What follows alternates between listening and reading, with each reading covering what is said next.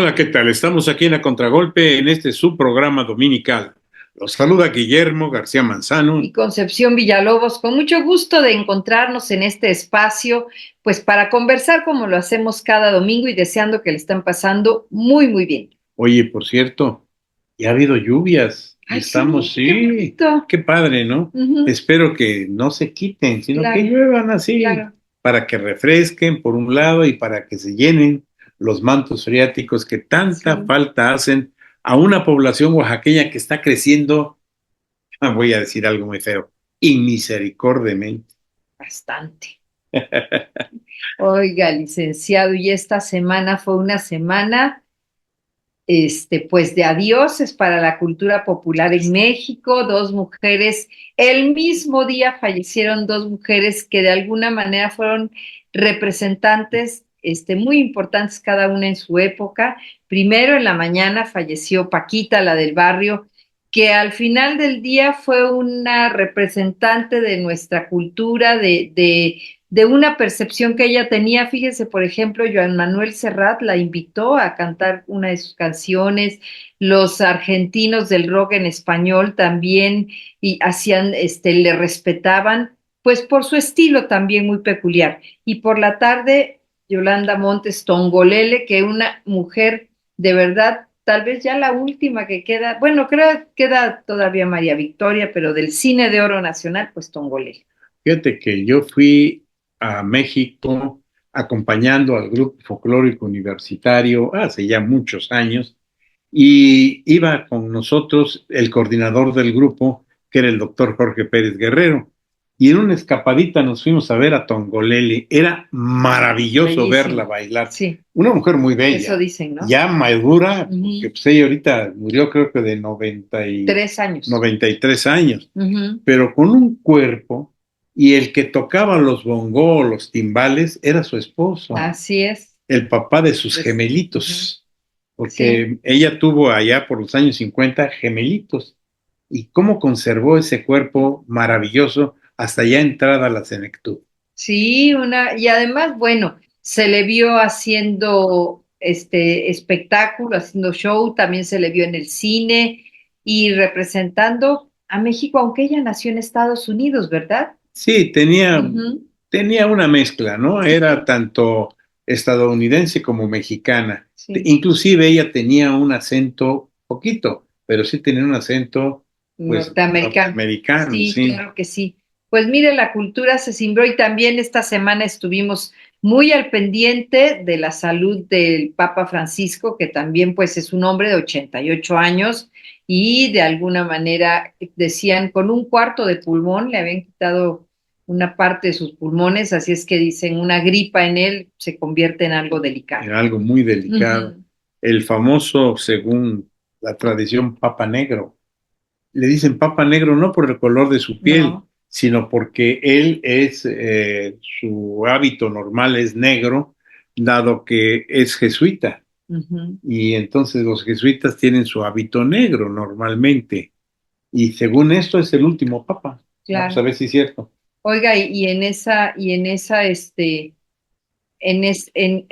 esos comentarios de los jesuitas, pues también hace algunas semanas, a finales del año pasado, Oaxaca despidió a los jesuitas que tuvieron que ir a dar sus servicios a otros lados y entregaron el edificio de la Compañía de Jesús después de pues, muchísimos años de predicar en Oaxaca. Y a mí la orden jesuita me parecía de las órdenes religiosas más preparadas y con una filosofía de vida más interesante. Escuchar las homilías de la Compañía de Jesús verdaderamente era una delicia. Se dice que dentro de las órdenes Ujú. religiosas, los jesuitas eran, como tú bien lo dices, los más preparados, los más cultos y los mejores oradores, pues eran precisamente los Los dominicos. dominicos. Por eso es orden de predicadores, que también se les conoce como los perros de Dios. Ujú, exactamente. Pues ahí están algunas de las cosas que ocurrieron. También el maestro Sinsaburo Takeda estuvo celebrando sus 90 añitos con una serie de homenajes, de exposiciones Además, muy merecido. muy merecidos y además instituyeron la medalla Sinsaburo Takeda en una alianza entre la UAPJO, creo que incluso la Chocolate Mayordomo y alguna otra institución, y uno de los primeros, en esta medalla, una de las galardonadas, bueno, pues destacó la doctora María Isabel Grañén Porrúa, que ha estado imparable este año. Sí, sí, sí. Sí, porque también acaban de dar su ingreso al seminario de historia, al seminario mexicano de historia, donde ella presentó una ponencia muy importante y fue aceptada con honores. Una mujer muy culta y que en unión a un mecenas oaxaqueño como es Alfredo Harper Luz, creo que hacen una mancuerna que beneficia a nuestra entidad y a México entero y a la cultura universal. Sí, personas muy bonitas y muy agradables las dos. Y bueno, pues es el momento también de hacer nuestro recuento en la agenda cultural, licenciado. Así es que vamos a pedirle a Solicita Alvarado que venga a darnos esa agenda cultural para decirnos qué va a pasar esta semana en la ciudad de Oaxaca y alrededores. Adelante, Sol.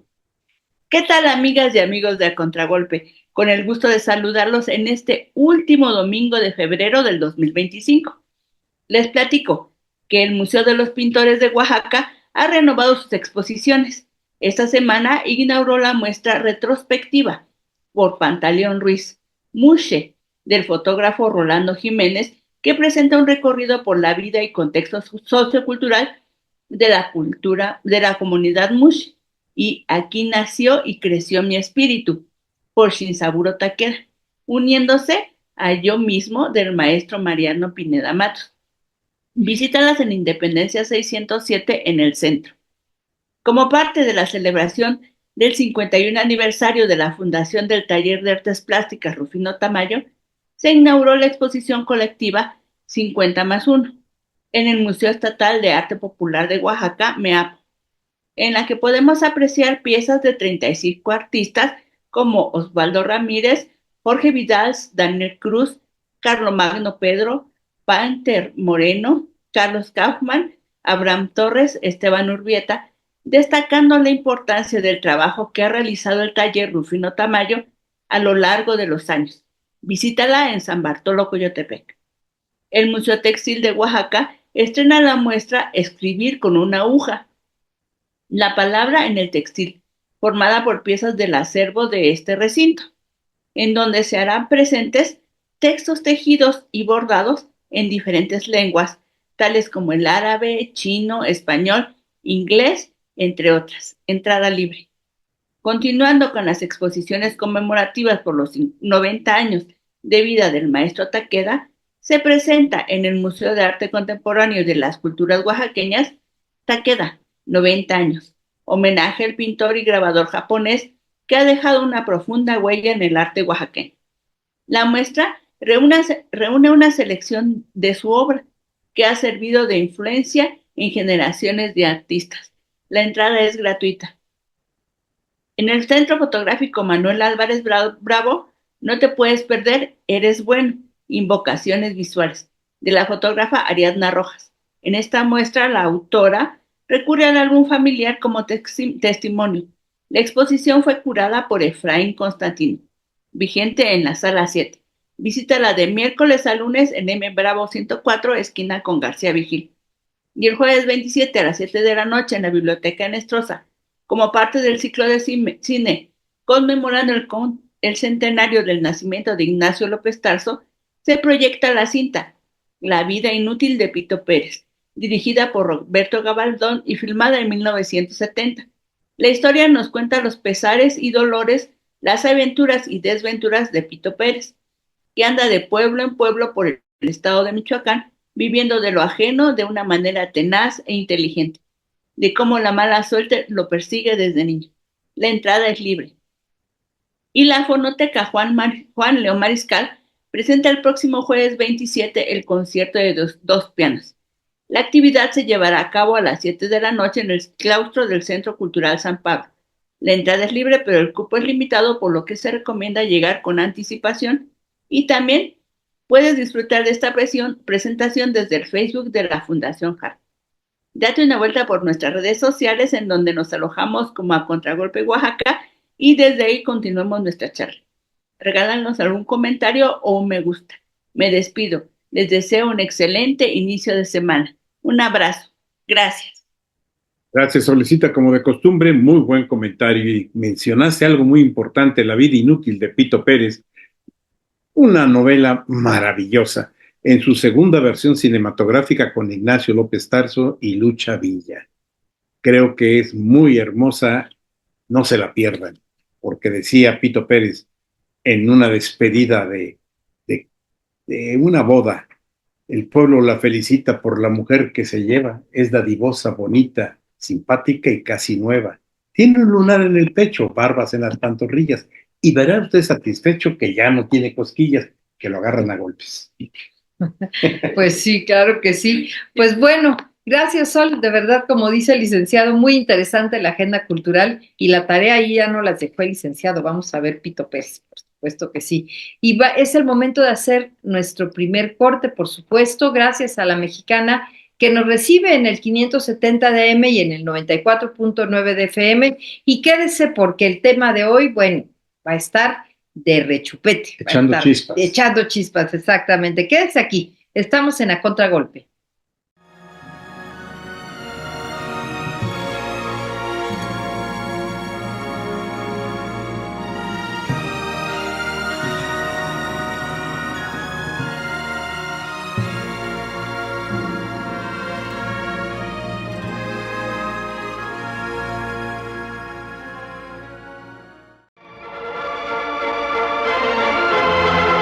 Un espacio cultural. Los teatros en Oaxaca. Ah, qué hermosos recuerdos nos llegan de los teatros de Oaxaca. Tal parece que durante la dominación española, nuestra verde Antequera no tuvo teatros, mas no por eso dejaban de ser concurridas todas las funciones dramáticas ofrecidas en teatros provinciales. Hasta muy avanzado el siglo XIX, el hogar preferentemente destinado para aquellos espectáculos fue una casa en la tercera calle de Murguía y después la número 52 de la novena de Morelos. Pero ¿cómo olvidar el teatro de Francisco Vado, el popular Chato Vado, un viejecito que hizo mucho por la alegría de la infancia oaxaqueña con su compañía de títeres, y los coloquios del Teatro Noriega, de don Perfecto Noriega, que estuvo situado en la esquina de las calles de Colón y Melchor Ocampo, y que era una casa con un patio tapado con tejamanil, y en donde eran famosas las temporadas de Pascuas y Navidad. Y el Teatro Juárez, Coliseo de Postín, preferido de las empresas de verso, de zarzuela y de ópera, y en cuyas temporadas brillaban los talentos inspirados de un José Alcalá, de un Gavino García Aranda, de un Armando Fuentes y un Pepe Vargas y de un Gregorio Caballero y de unos hermanos Sánchez. Recordamos también a un Teatro Hidalgo en la tercera calle de Basolo y contemplamos el majestuoso Teatro Luis Mier y Terán, que ahora recibe el nombre de El Grande Macedonio Alcalá. Ah, los teatros de Oaxaca.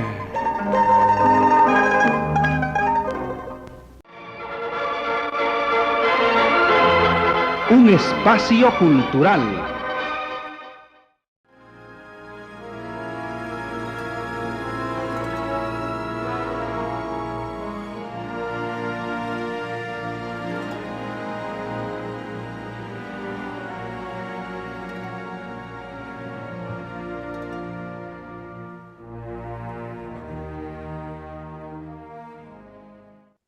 Ya estamos de regreso aquí en A Contragolpe después de este primer corte y bueno, siempre con conversaciones muy amenas y con temas muy bonitos, licenciado, para compartir con nuestro público.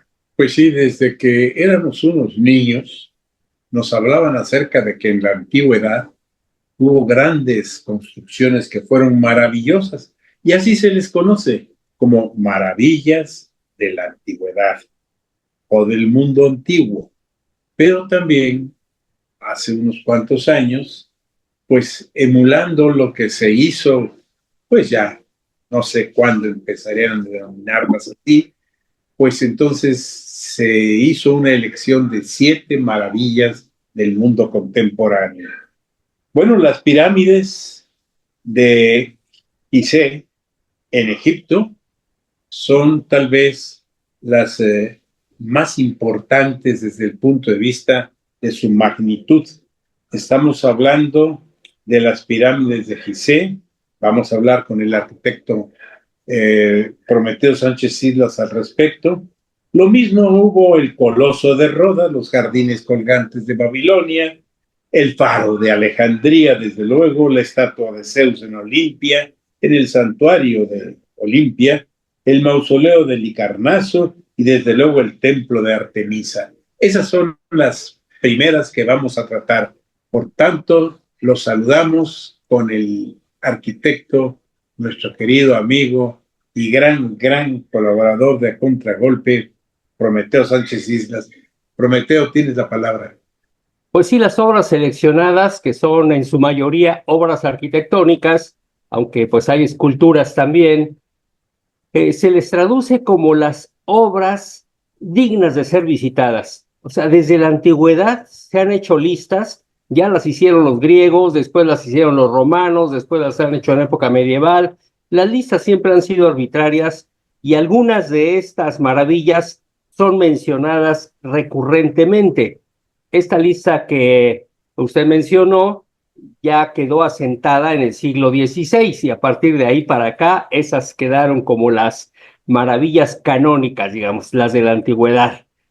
Pero son dignas de ser visitadas, es decir, valía la pena hacer el viaje medio mundo de aquel entonces para llegar a ver algo que era maravilloso.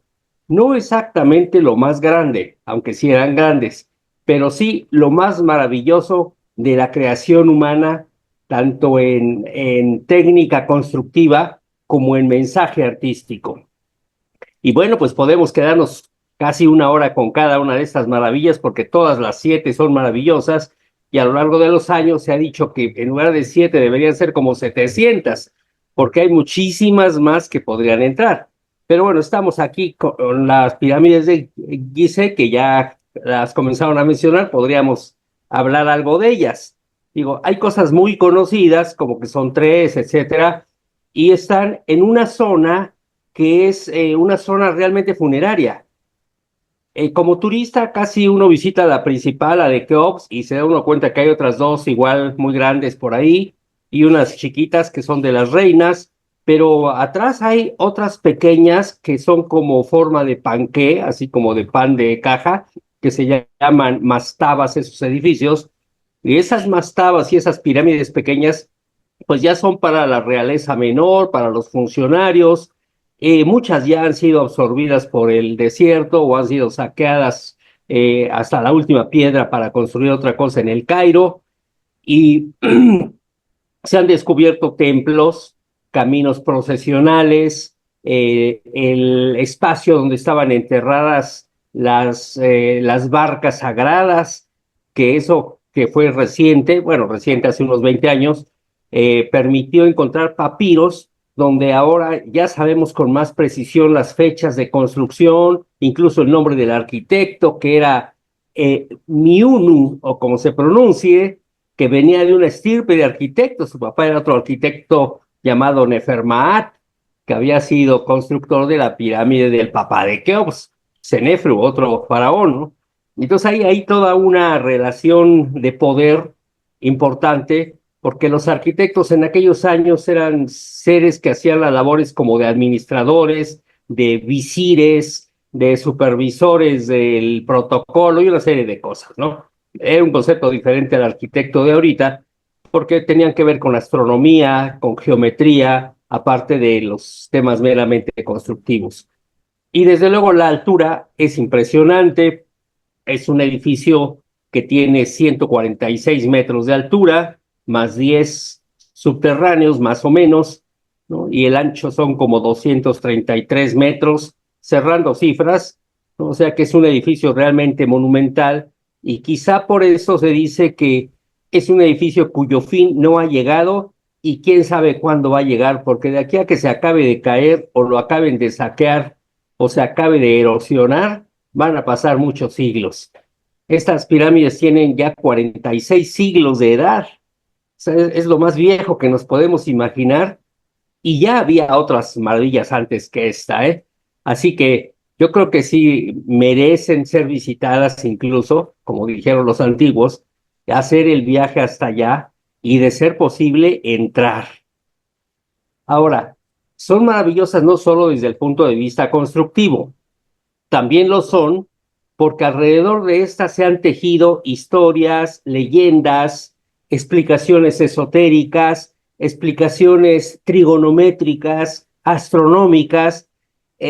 Seguramente ustedes habrán sabido que hay quien dice que esto lo construyeron los atlantes, que lo construyeron extraterrestres, o que forman parte de unas mediciones interestelares, y que la pirámide la de Keops, la principal, tiene medidas que son submúltiplos de las medidas cósmicas. Y bueno, en la New Age hay toda una corriente llamada piramidología, que atrae energía, que a partir del centro medio de las pirámides se puede encontrar el filo de las navajas.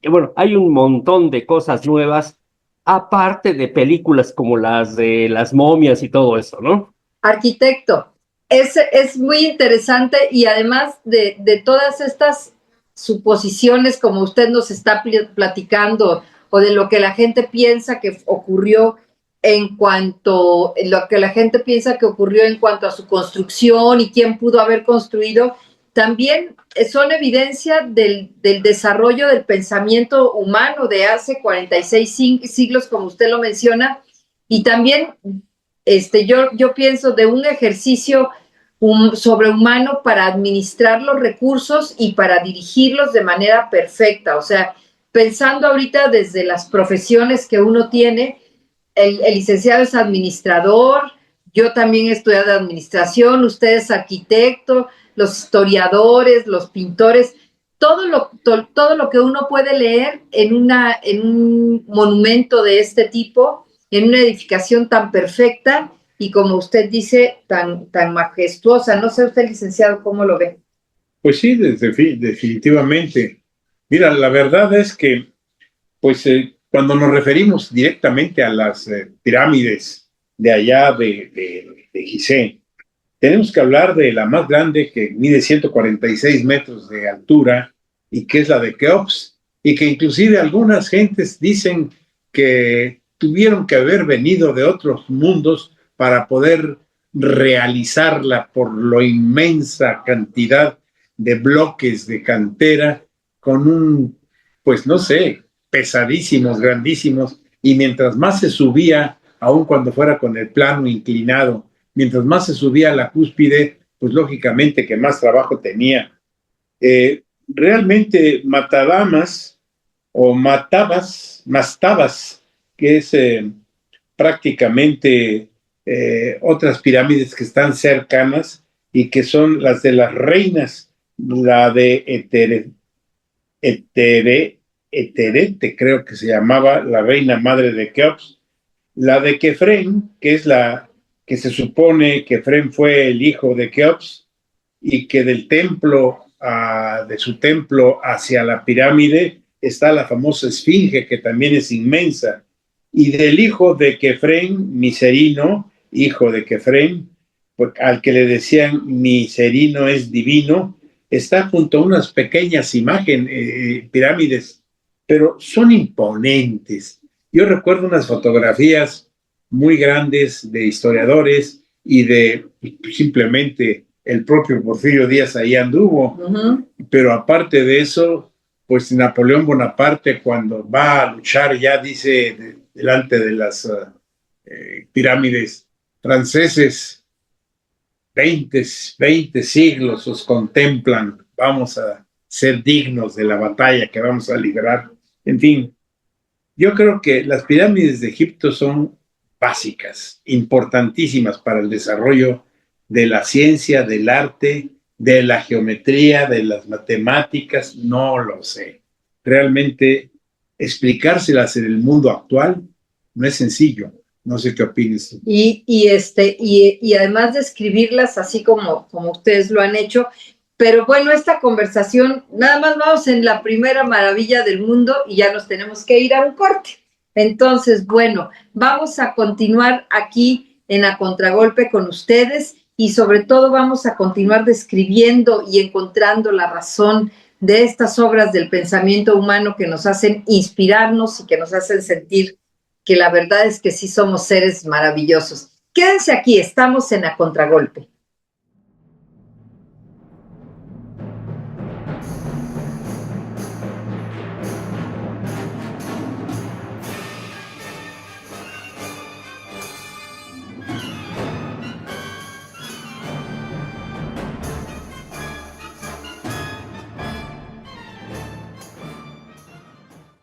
Pues ya estamos de regreso aquí y creo que otra de las inmensas obras que se hicieron en la antigüedad, sin duda fue el Coloso de Rodas, una estatua de Helios que es coronada prácticamente por los reyes solares y que fue erigida en el 280 antes de Cristo. Medía aproximadamente 30 metros y pesaba 70 toneladas.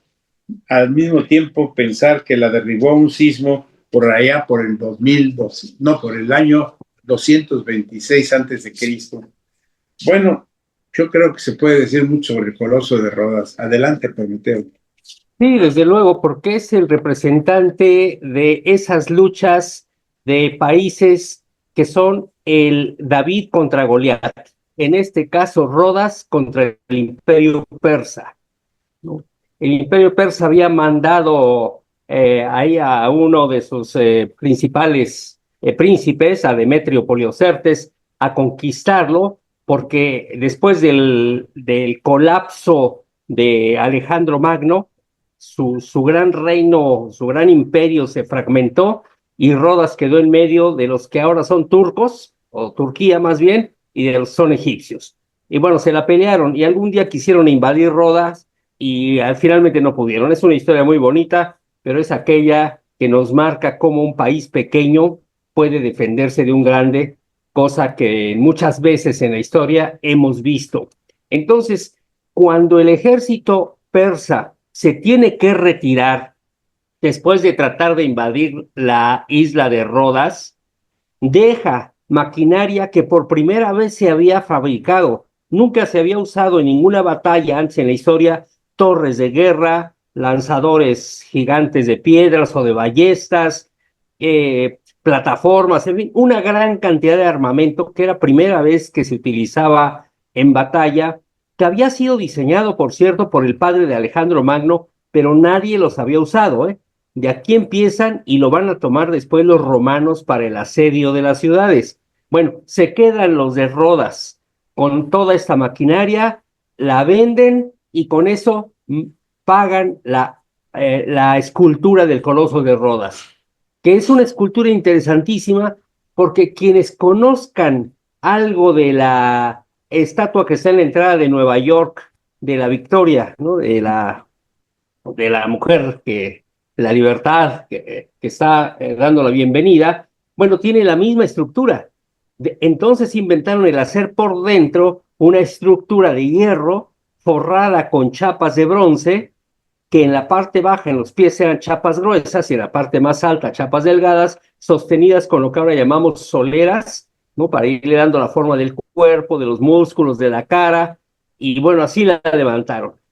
Al final no les resultó tan sólida porque con un terremoto se rompió a la altura de las rodillas, cayó y ahí quedó botada alrededor de la base, que era muy grande. Realmente era muy grande, era gigantesca, por eso le decían coloso. En realidad ellos no lo llamaban coloso, no, era la estatua al dios Helios, al dios del sol, el dios que los protegió a ellos.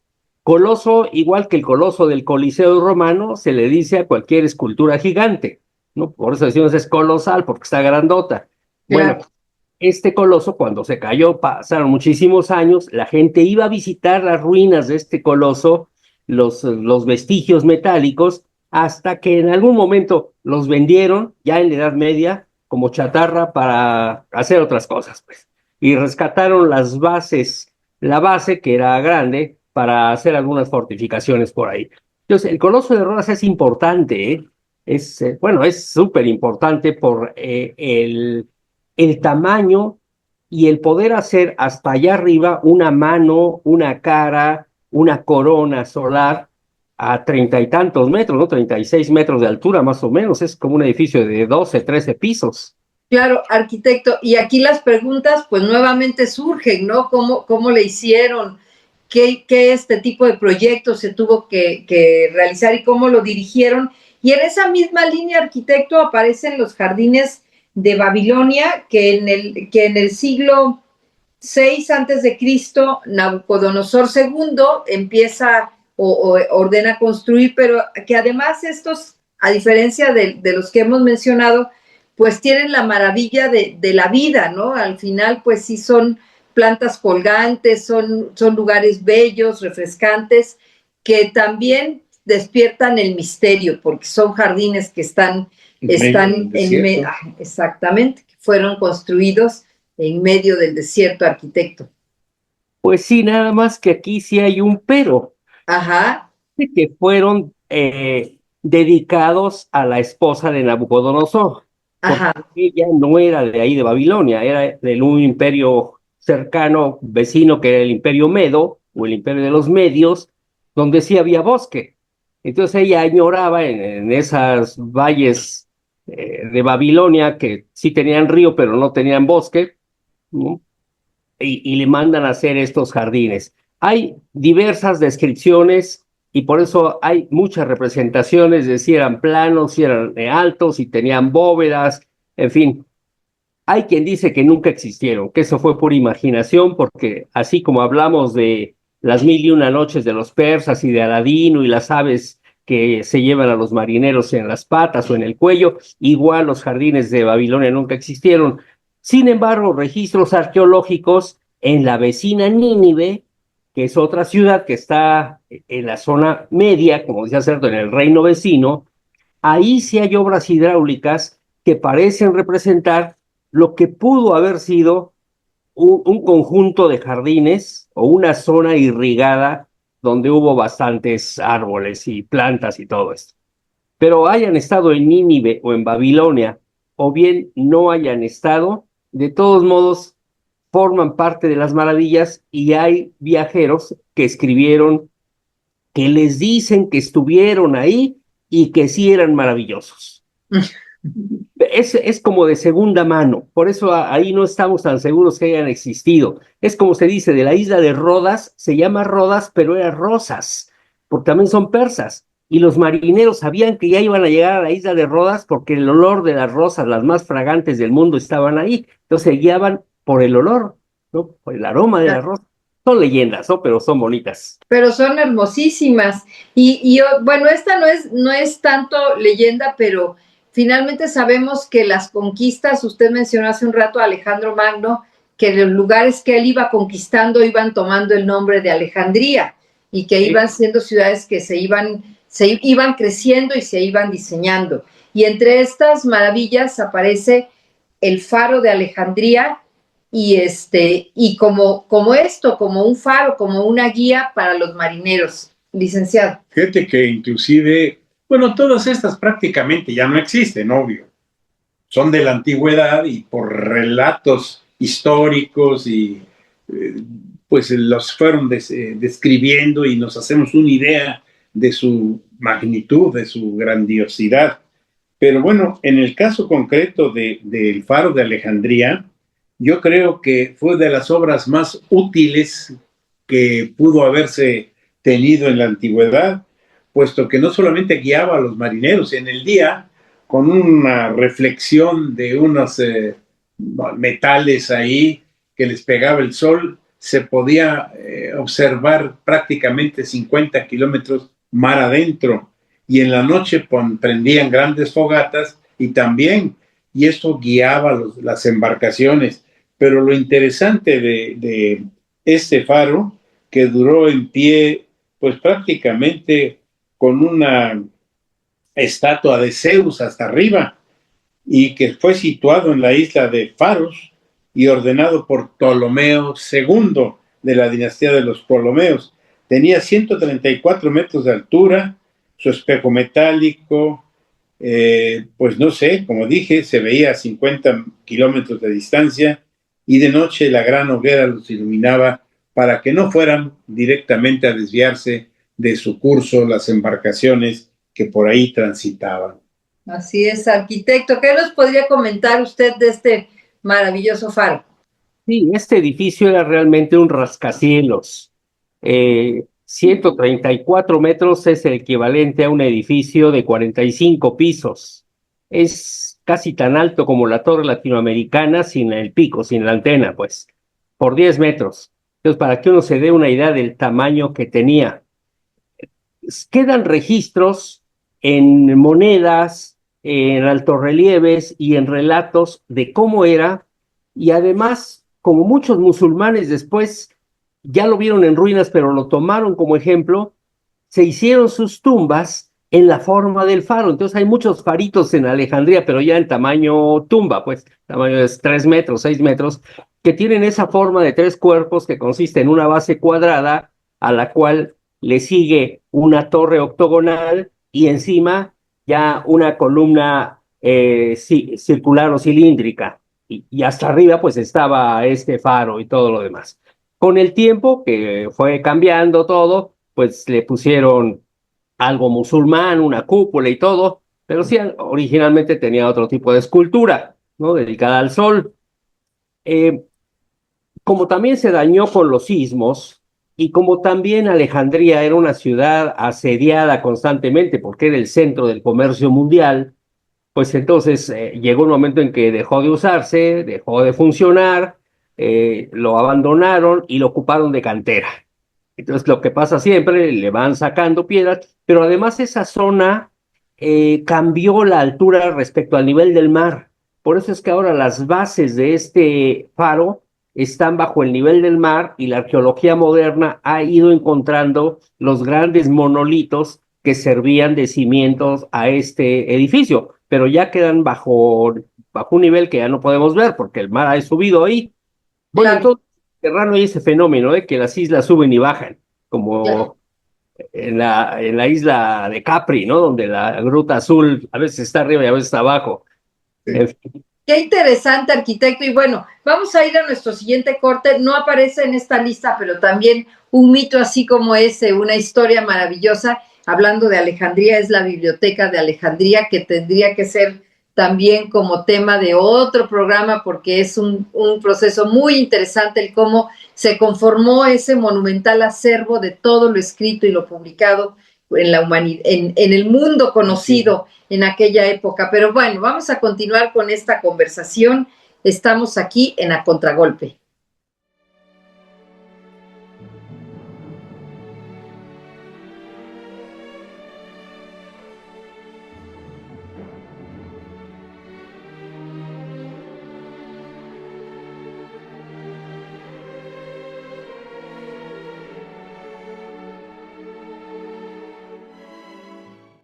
Pues ya estamos en la última parte de este programa, que resulta muy interesante cuando describimos cuáles fueron las maravillas del mundo antiguo. Y creo que, pues no podemos decir que estarían completos si no hablamos de Grecia. Y en Grecia, básicamente, creo que la maravilla más importante fue el templo de Zeus, la estatua de Zeus de Olimpia. Y creo que fue también importantísima porque, pues por un lado, es una estatua que tenía una composición de oro y marfil y que concluyó Fidías, el gran escultor, en el año de 1432 antes de Cristo. Una estatua que medía, tengo entendido, 13 metros de altura y que estaba sentado en un trono Zeus. Todo era oro y todo era mármol. A la derecha de Zeus, en su mano derecha, sostenía una victoria alada y en su mano izquierda, pues un cetro. Las sandalias también, junto con las vestiduras, eran de oro, pero creo que fue maravillosa, como lo describen algunos historiadores.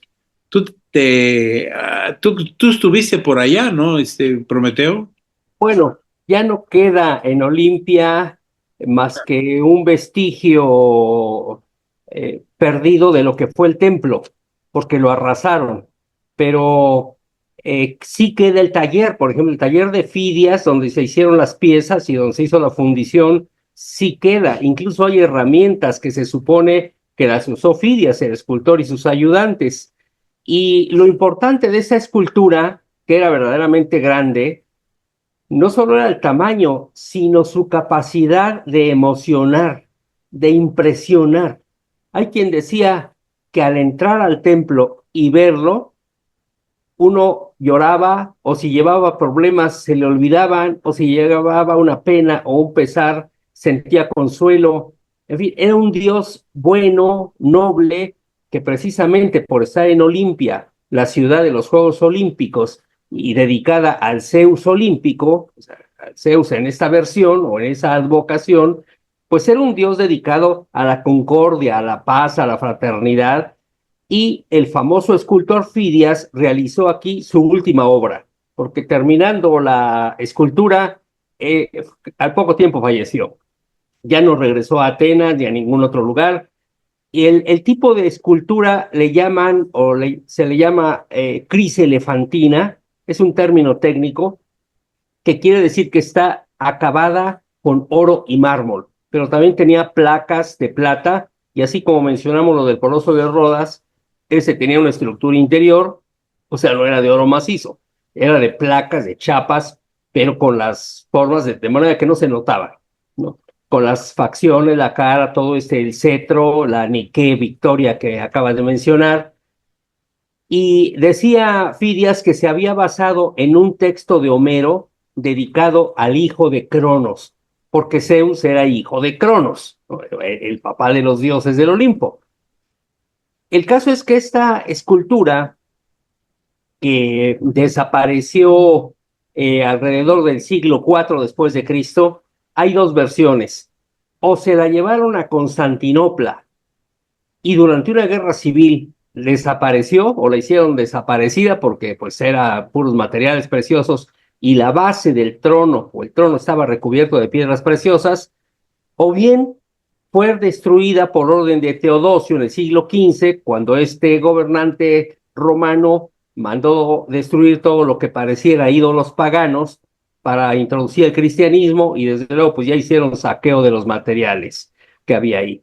Entonces, hay muchas descripciones detalladas de este Zeus que debió ser la cosa más impresionante y más emocionante. No era un edificio, el edificio en sí no era muy notable, pero la escultura sí. Arquitecto, pero además, por lo mismo, era uno de los lugares más importantes en el tiempo de los griegos, en la época clásica, para viajar. Era una de las razones que el pueblo griego tenía para viajar. Y el tiempo se nos está acabando, arquitecto, pero hay dos que no podríamos dejar de mencionar, que es el mausoleo de Halicarnaso y el templo de Artemisa. No sé, licenciado, si usted quiera compartir con el público algunos datos de estos dos lugares. Pues yo creo que en el caso del mausoleo del Halicarnaso era maravilloso, según lo describen algunos historiadores. Precisamente el palacio del poderoso rey, pues Mesalao, lo manda a construir en el año 350 a.C.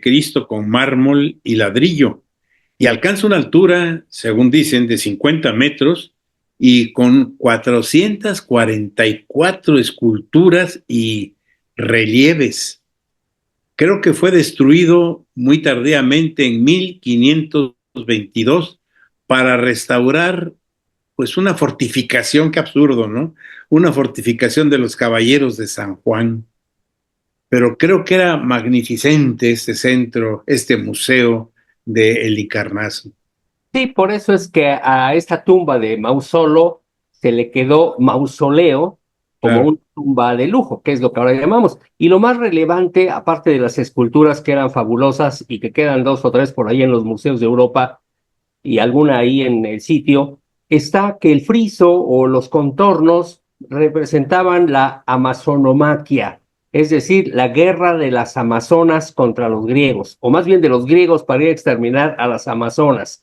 Las amazonas son aquellas mujeres guerreras, valientes, que se dice que se cortaban un seno para poder disparar bien, y hay todas las leyendas. Pero lo que representa esta lucha, esta guerra, es el orden contra el caos, la razón contra lo irracional.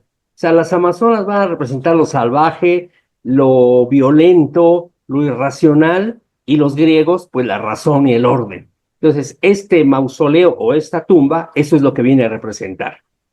¿Y qué nos puedes hablar para ya cerrar este programa del terrible templo de Artemisa, que también fue una de las maravillas increíbles, ¿no? Este fue de los edificios más grandes que se construyeron en la antigüedad, era mucho más grande que el Partenón. Quienes ya conozcan el Partenón y hayan hecho el viaje hasta allá, por verlo y por su perfección, pues sabrán que este era como 3 veces más alto, más ancho, más largo. Era verdaderamente gigantesco.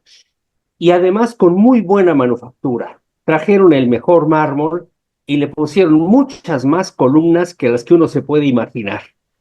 O sea, si hemos visto los templos griegos que tienen una hilera de columnas al frente, a veces 2, esta tiene 3, y 2 de cada lado, y 4 al fondo, y otras 2 pareadas en las entradas, ya hacia la cela o el cuarto principal. El caso es que se crea una arboleda de columnas, y esto tiene razón porque Artemisa era la Diana, la que nosotros conocemos como Diana en el mundo romano, o sea, la diosa de la cacería, de los animales, de la naturaleza. Ahí le llamaban la Artemis Efesia. La escultura era una mujer grande con muchos pechos que representaban la fertilidad de los campos y de los animales. Esta escultura y esta diosa era una deidad que sumaba lo de varias, sumaba la Artemisa griega, la Magna Mater de Frigia, y las Cibeles que venía de la zona de Acadia, de por ahí de Mesopotamia. En fin, fue un templo verdaderamente grande, que también en esa zona donde se construyó ya está hundida. Para ver lo poco que quedó, pues hay que entrar a unos que son los que están empantanadas. Hay quien se dice que estaba demasiado cerca del mar, pero bueno, en Éfeso, que era una ciudad muy grande, eso estaba en las afueras de Éfeso, y no en una zona alta, sino en una zona baja. Y además con muchos terremotos en el lugar. Eso es. Creo que uno de los terremotos es lo que provocó su destrucción.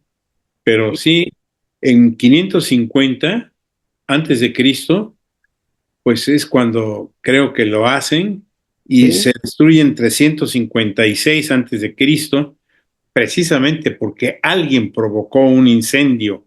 Inclusive se da el nombre de esa persona, Erostrato, creo que era, o Sí, Eróstrato, algo así. es que ese cuate fue como el que mató a John Lennon. Ándale. Incendió el templo para pasar a la historia. Entonces lo borraron de la historia, pero después los historiadores encontraron su nombre, los propios historiadores romanos, ya 2, 3 siglos después, y se hizo famoso realmente. Pero lo curioso es que el día que incendió el templo, el 21 de julio del 356, ese día nació Alejandro Magno. Y uno dice, pero ¿cómo ese templo pudo haberse incendiado? Si era una maravilla, y además era de piedra, y además, bueno, lo que pasa es que explican que esta diosa, esta deidad Artemis Efesia, había viajado de Éfeso a, a Macedonia para ayudar a Olimpia, la madre de Alejandro Magno, al nacimiento de Alejandro. Fíjate. Cuando Alejandro llegó 20 a 25 años después por esa zona, lo culpaban. Decían, por tu culpa, que nuestra diosa tuvo que ir a ver tu nacimiento, es que quemaron esto. Él ordenó que se reconstruyera y dijeron, no, no queremos nada tuyo, nosotros lo pagamos. Y como ahí estaba el famoso rey Creso, aquel que se dice que todo lo que tocaba lo volvía oro, Así con es. propios recursos, ya lo habían hecho grande, pues lo volvieron a hacer. Y todavía hubo un tercer intento, porque los godos llegaron y lo destruyeron también en su momento, pero ya a la tercera no lo pudieron reconstruir totalmente. Qué, Sí. qué bonito, qué bonitas historias y qué bonita conversación. Y obviamente que queda muchísimo por profundizar y por conversar en esta mañana de domingo, pero pues licenciado el tiempo prácticamente se ha terminado. Pero vamos a pues pensar que en un futuro muy cercano hablemos ahora de las 7 maravillas de la actualidad, Prometeo. O sea, hablemos de Chichén Itzá, de Machu Picchu, del Coliseo de Roma, de la muralla china, del Cristo Redentor de Río de Janeiro y desde luego Petra y esa ciudad increíble en Jordania y del Taj Mahal. Seguiremos maravillándonos, seguramente, arquitecto, porque realmente detenernos a reconocer estas historias y lo que significaron para las sociedades y para la posteridad, pues es un ejercicio que nos ayuda a reflexionar y a pensar, yo insisto en lo maravilloso que es el pensamiento humano. Arquitecto, muchísimas gracias por haber aceptado esta invitación. Claro, esto, como dices, Conchita, hay que verlo como manifestaciones del numen humano.